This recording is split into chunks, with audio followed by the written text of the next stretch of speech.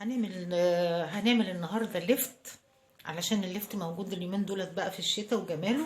وهنعمل جزر معاه، وهنروح عاملين عليه ممكن نحط قرنبيط.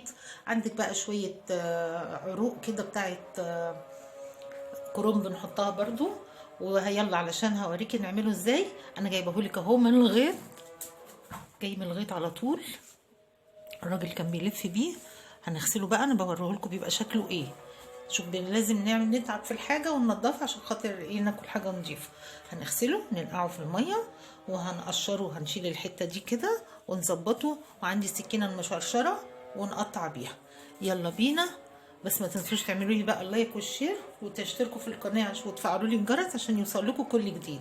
نخلي الليفت النهارده ونوريكم ازاي يقرمش لحد اخر لفتايه وما يطرش مننا. يلا بينا. قطعنا الليفت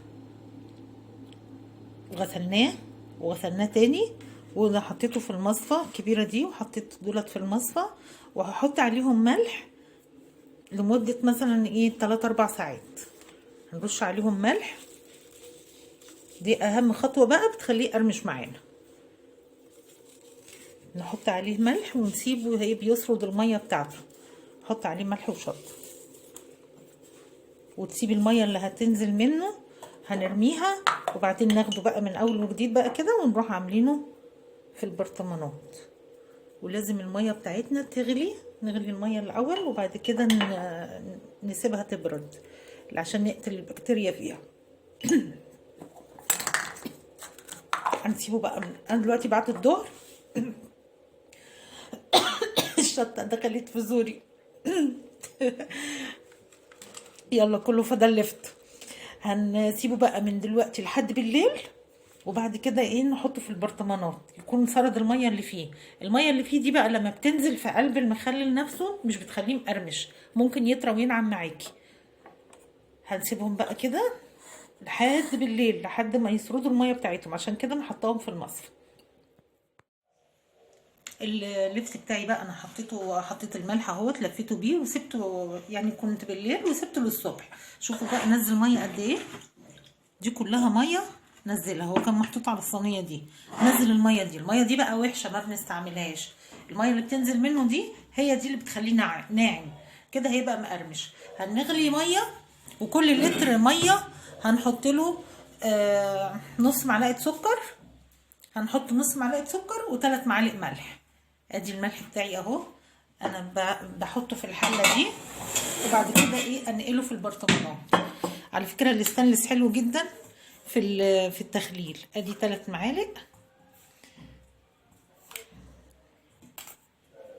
ادي 6 معالق ملح، علشان هحط لترين ميه سخنه.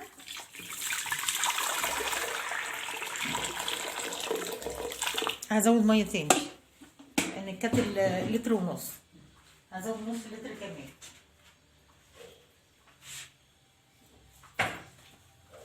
نحط سكر برضو، معلقه سكر. السكر بيديله قرمشه برضو. السكر ماده حافظه طبيعيه، عشان تعرفوا احنا بنحط سكر ليه. خلاص هنسيبها تبرد، وهنحط كل المخلل بتاعنا ده فيه. وهنعمل ايه بقى؟ البنجر. بصوا البنجره عامله ازاي، هوريكم البنجر عامل ازاي. بتعمل لون على طول. في بنجر ما بيعملش لون، يبقى دي فلاحي بلدي. بيبقى فيه نوعين. انا بعمل ايه في البنجر بقى؟ ببشره علشان خاطر يديني نتيجه اسرع. 3 ايام تفضلي قافله عليه، و3 ايام وتاكلي منه.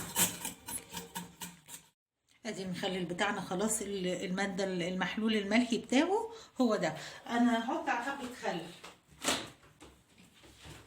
ممكن ما تخافيش الخل مش هيهريه، بس هيديله ريحه حلوه كده. بصوا ايدي بايدي احمرت ازاي، تند طبيعي. البنجر ده جميل. هنقلب بقى كله بعضه كده. بسم الله الرحمن الرحيم. ما تنسوش تعملوا لي لايك والشير وتشتركوا لي في القناه وتفعلوا الجرس عشان يوصلكوا كل جديد. ادي المخلل بتاعنا، يا جماله يا حلاوته. 3 ايام بقى ونفتح عليه وناكل منه. انا هسيبه بقى كده واحطه في البرطمان. عايزه بقى تسيبيه هنا، انا بسيبه بصراحه في الحله الستانلس دي، جميله جدا في التخليل، جميله جدا في التخليل. اكيد كلكم عندكم حلل ستانلس حلوين في التخليل جدا. بس عندك بقى شويه عندك ده لفت، ممكن تحطي معاه كرنب لو عندك كرنب. عندك قرنبيطه صغيره كده مثلا، فايض منك قرنبيط حطي وقلبي في بعضه وسيبيه، بيبقى حلو قوي. هنسيبه بقى 3 ايام واوريكم شكله هيبقى عامل ازاي. الخمر بتاعي اتعمل اهو، هحطه بقى، هقفل عليه 3 ايام. بصوا لونه وطعم الميه بتاعته، الملح بتاعها حلو. اسيبه بقى 3 ايام كده وافتح عليه واوريكم شكله ايه. البرطمان بتاعنا الجميل اهو.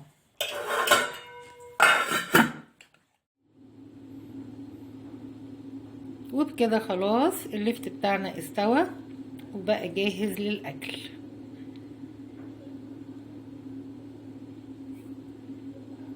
بسم الله ما شاء الله جميل.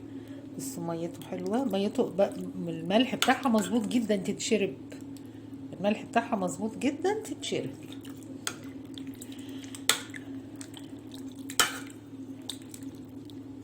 ريحته قلبة المطبخ ما شاء الله.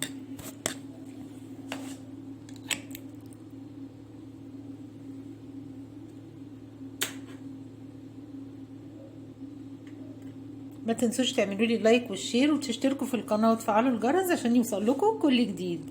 وباي باي.